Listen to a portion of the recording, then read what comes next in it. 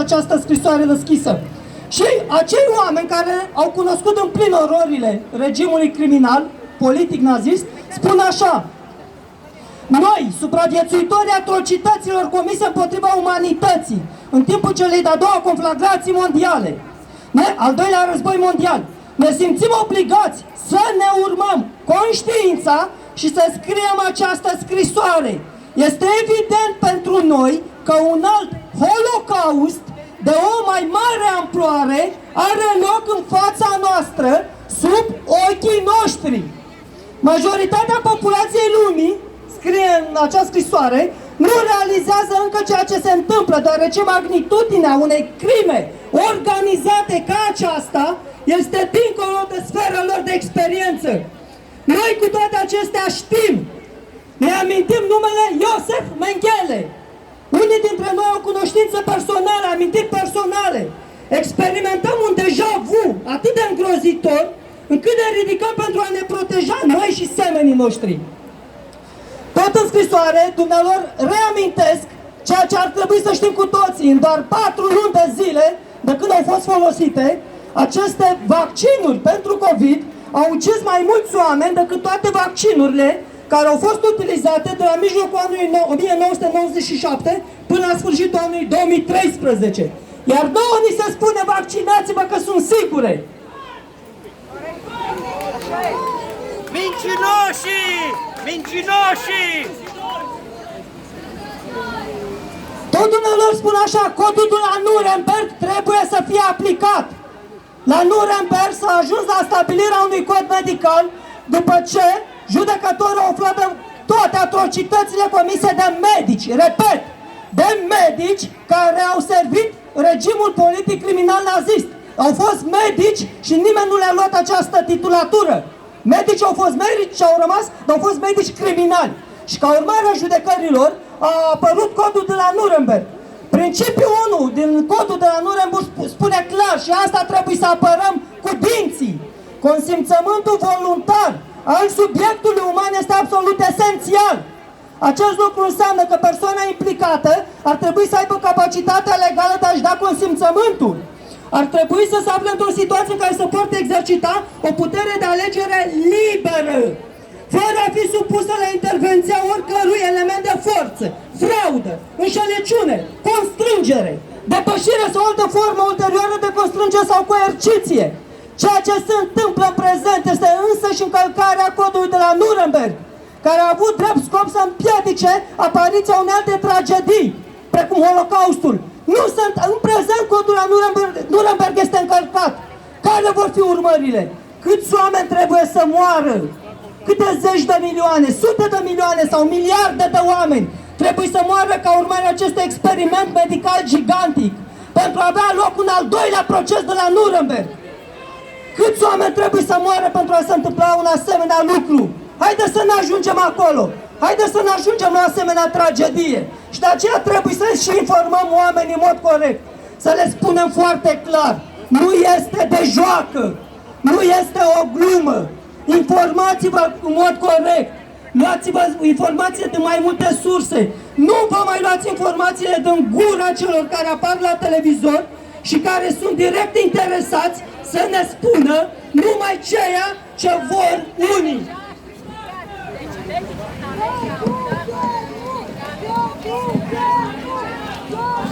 Nu știu câți dintre dumneavoastră știți ceea ce a spus domnul doctor Paul Purea, președintele Consiliului de Administrație dintr-un spital județean.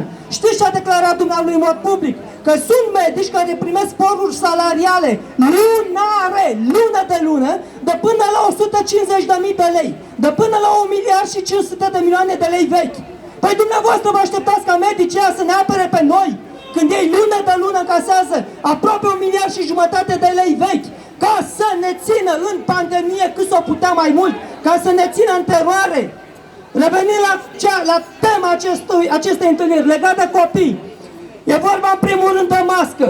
Și îl avem pe domnul doctor, profesor doctor Leon Zăgrean, care este profesor universitar și șeful catedrei de fiziologie și neuroștiințe din cadrul Unității de Medicină și Farmacie Carol Davilat din București, care a dat dovadă de responsabilitate și de profesionalism și a atras atenția în mod public că masca nu are cum să ne protejeze de acest virus nanometric și că masca nu are decât un singur rol, acela de a fi un instrument al fricii.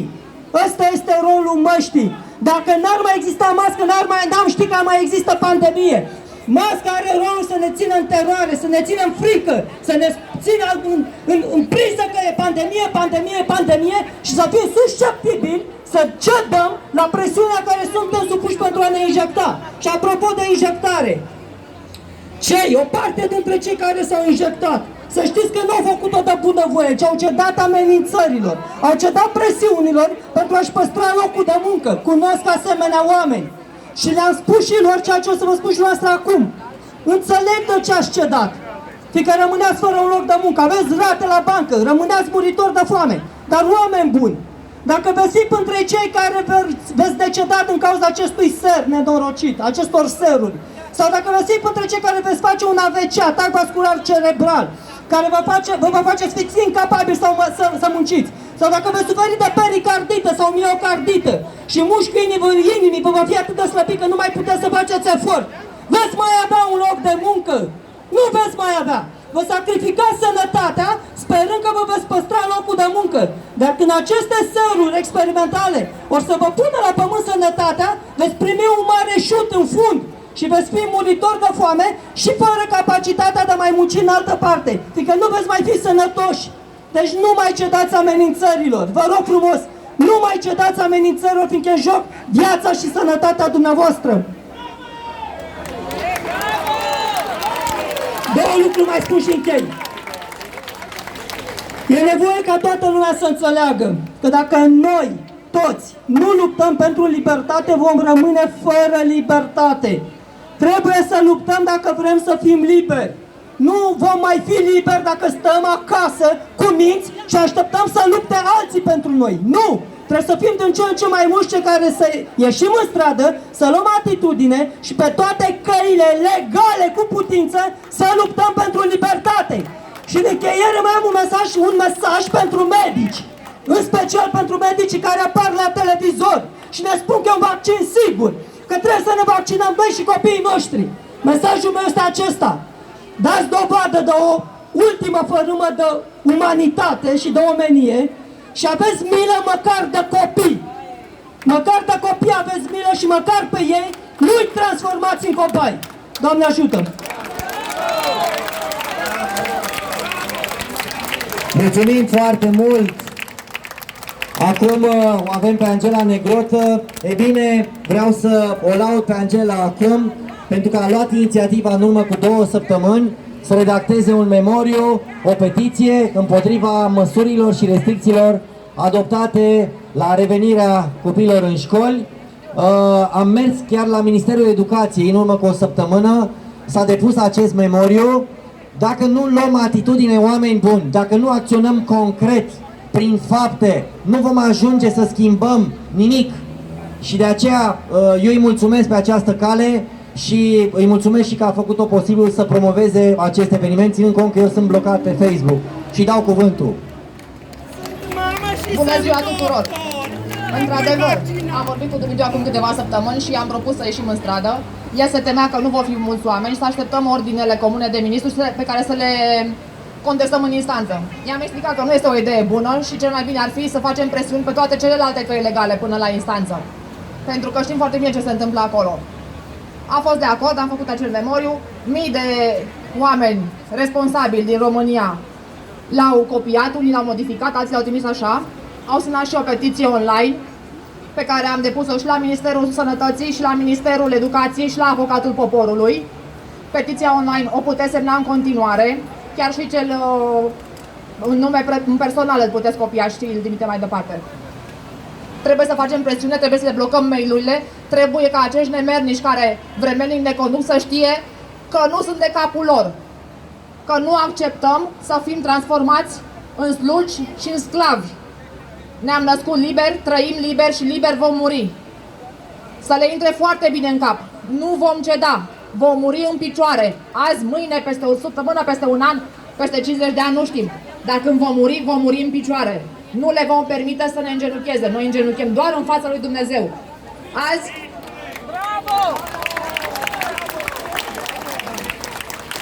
Azi am venit aici să apărăm copiii.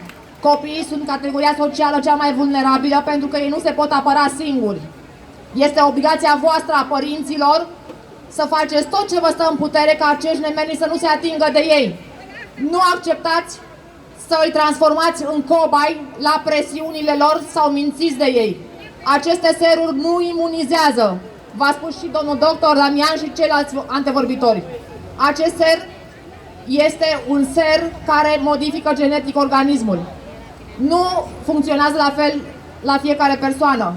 Unii nu au nimic, alții au efecte adverse minore, alții decedează, fie imediat după vaccin, fie la câteva săptămâni. Vă asumați aceste riscuri? Vă asumați să vă transformați copiii în legume sau în pământ? Vreau să fac un apel atât la autorități cât și la asociații, în special la doamna Marina Alexandru, care văd că nu mai este printre noi. Pe 12 august a depus un memoriu din partea Alianței Părinților, prin care solicita ca vaccinarea în școli să se facă cu acordul informat al părinților. Cea mai mare aberație. Ne opunem categoric vaccinării copiilor în școli.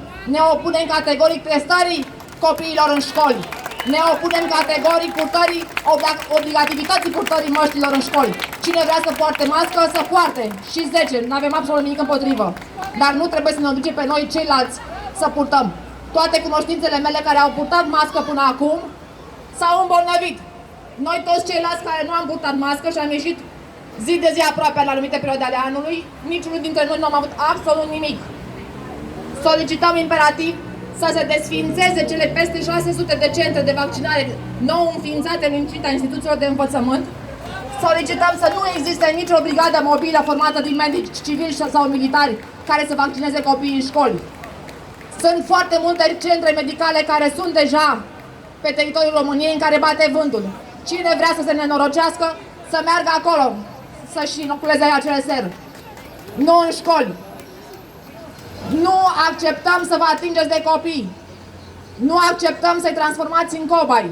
Nu acceptăm nici școala online. Eu propun nu școala hibrid, cu jumătate de elevi în clasă, jumătate acasă. Toți copiii să vină la școală și dacă cumva vreunul dintre ei are probleme de sănătate, inclusiv după operație de apendicită sau dacă are un picior în gips, acei copii să rămână acasă, profesorul să predea în clasă pentru toți și să aibă și o tabletă sau un telefon mobil la catedră prin care să transmită celor de acasă lecțiile. Nu trebuie să băgăm o clasă întreagă în carantină dacă unul dintre copii are o problemă de sănătate, care nu știm exact ce fel de problemă este, pentru că știți foarte bine acele teste rapide, ies pozitive la Coca-Cola, PCR. Știți că ei propun în felul următor, să se facă teste rapide și dacă ies pozitiv, să-i ducă DSP-ul să le facă teste PCR și lor, și familiilor, și tuturor contacților. Adică unui bloc întreg, eventual, ca au circulat cu același lift. Și testele PCR ies pozitiv la papaia și așa mai departe. Dacă tot are ministerul bani de teste, eu le cer cu acei bani să cumpere termometre și să le dea fiecărui părinte. Ca acesta, în momentul în care copilul lui are simptome de răceală, eventual, și dacă are puțină febră, să-l ține acasă. O zi, două, trei, până îi trece. Cel mai bine este așa. Și nu există gripă fără simptome, oameni buni. Ce ne spun ei sunt vrăjeli. Cum să fii pozitiv asimptomatic? Nu există așa ceva. Cam cât de proști ne cred. Eu recunosc, nu sunt foarte deșteaptă. Poate și dumneavoastră sunteți așa și așa unii dintre dumneavoastră. Nu suntem genii. Domnul medic a plecat, care era cu adevărat genial. Dar nu ne pot prosti în față și noi nu tolerăm minciunile lor. Dacă până acum am fost complicii lor, într-un fel sau altul, pentru că le-am permis să ne ducă cu vorba și le-am permis să instituie ordonanțe, ordine de urgență aberante, total ilegale, inclusiv purtatul măștilor în spații deschise este ilegal. Pentru că ordonanța de urgență 192 din noiembrie, care a ajuns în Parlament pe LX31, nici până acum nu apare la Camera Deputaților ca fiind votată. Ei în ce bază obligă poliția locală și jandarmeria să amendeze oamenii? De ce îi obligă să facă abuz în serviciu? Da, și să poarte mască în spații deschise. Ei, ați văzut imaginile, inclusiv la Antol 70.000 de oameni ca sardelele în conservă, politicienii la fel, inclusiv de ziua imnului, puteți intra pe site-ul oficial al Ministerului Apărării, să-l vedeți pe domnul Orban, pe domnul Barna și pe toți ceilalți care au participat acolo, unul lângă altul, fără mască, fără distanțare, fără nimic. Ei vor egalitate, dar nu pentru căței. Ei, nu se mai poate. Nu vom mai ceda nimic. Să le intre bine în cap. Dacă azi suntem aici și vom merge puțin mai târziu la guvern,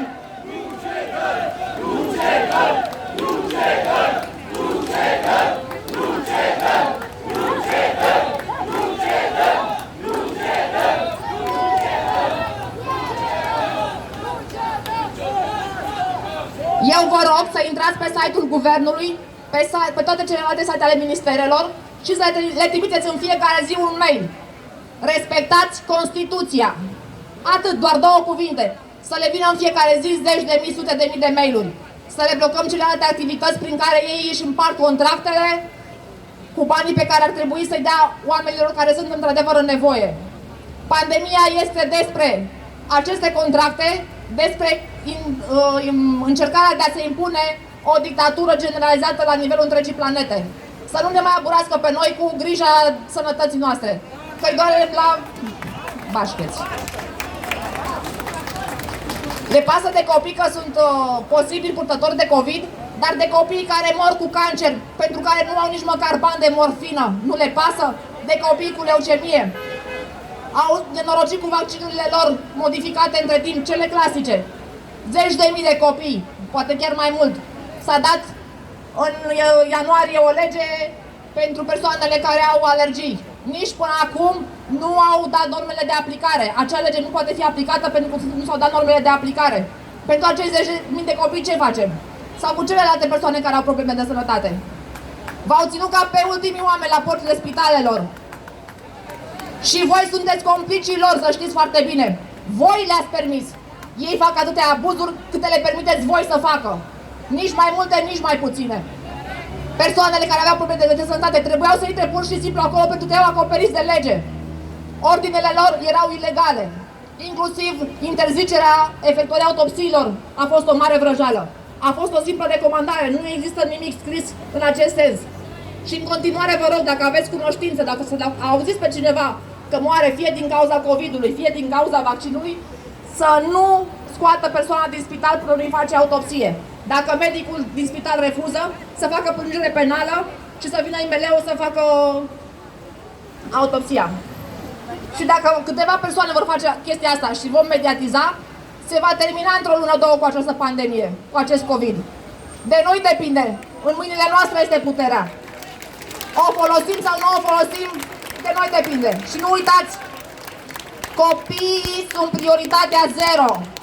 Luptați pentru copii chiar și cu prețul vieții. Ei nu se pot apăra singuri. Nu-i lăsați prada acestor întunecați. Nu-i lăsați să se transforme în cobai, să facă experimente pe ei. Refuzați și luptați și luni, dacă vi se interzice să intrați în școală, să întrebați conform cărei legi nu vă permite. Inclusiv cu masca la 50 de metri în perimetrul intrării școlilor.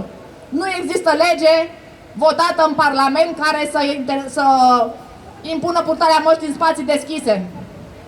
Altele decât spațiile interioare, cum a fost votată inițial. Mijloace de transport și așa mai departe, de muncă. Păi fără teste. Fără teste, fără vaccinare și fără mască în școală. Cine vrea să se nenoroceze, să se nenoroceze de altă parte. Dacă ei vor începe să facă teste la mișto la început, apoi vor deveni obligatorii. Dacă inițial vor vaccina doar copiii părinților care își dau acordul, mai târziu îi vor vaccina și pe ceilalți, fără să vă mai întrebe pe voi. Asta trebuie să țineți cont. Și dacă nu se vor vaccina, le vor interzice accesul unității de învățământ, bineînțeles tot cu încălcarea legii, dacă voi le veți permite asta. Nu le mai permiteți niciun fel de abuz. Voi sunteți singurii care decideți cum să vă creșteți copiii și cum să educați. Ei sunt doar obligați să-i educe.